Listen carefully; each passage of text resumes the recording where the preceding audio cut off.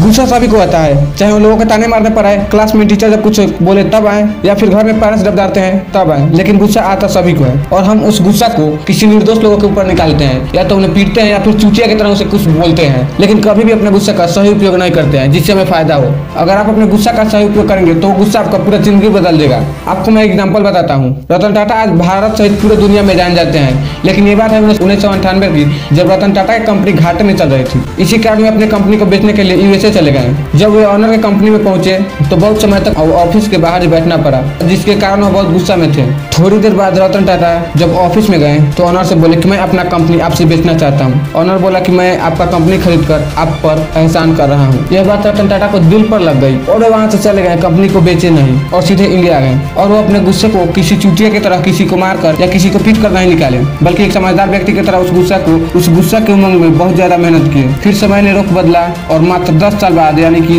2008 में वही ऑनर जो रतन टाटा को बोला था कि मैं आपका कंपनी खरीद कर आप पर एहसान कर रहा हूँ, वही यूएसए से इंडिया आया रतन टाटा के पास और बोला कि मैं अब अपना कंपनी आपसे बेचना चाहता हूँ, कि आप मुझ पर एहसान करेंगे। वो ऑनर खुद ब खुद रतन टाटा से बोला। यहाँ समझने वाली बात यह है कि रतन टाटा अपने गुस्सा को ऐसे निकाला जिससे उनके विरोधी को अपने औकात का पता चल गया। यही काम आपको भी करना है, अपने गुस्सा को सही उपयोग करना है, ना कि किसी चूतिया की तरह किसी को मारकर पीट कर निकलना है। अब मैं आपको चीज बताऊंगा कि कैसे गुस्सा है तो क्या करें। फर्स्ट, यदि आपको स्कूल में टीचर के डांट के कारण गुस्सा आ जाता है तो अपने गुस्सा को निकालने के लिए किसी स्टूडेंट से झगड़ा नहीं करे, बल्कि इस बात पर फोकस करें कि कौन से चैप्टर में मैंने मिस्टेक किया जिसके कारण हमें डांट सुनना पड़ा है, और घर आकर उस चैप्टर को अच्छे से याद कर लीजिए। सेकेंड, यदि आप प्लेग्राउंड में हैं और आप अच्छा परफॉर्मेंस नहीं कर पा रहे हैं, तब कैप्टन आपके ऊपर प्रेशर डाल रहा है और आपका गुस्सा आ रहा है, तब आप क्या करेंगे? इसका सीधे से जवाब है कि आप बल्ला के साथ विकेट को भी तोड़ देंगे। नहीं, ये गुस्सा निकालने का चूतिया वाला तरीका है। तब आपका सवाल होगा कि समझदार वाला तरीका कौन सा है? आपको उस समय कैप्टन या आदर्श की बातों पर ध्यान नहीं देना है, दूसरे की बातों पर ध्यान देने की कोई जरूरत नहीं है।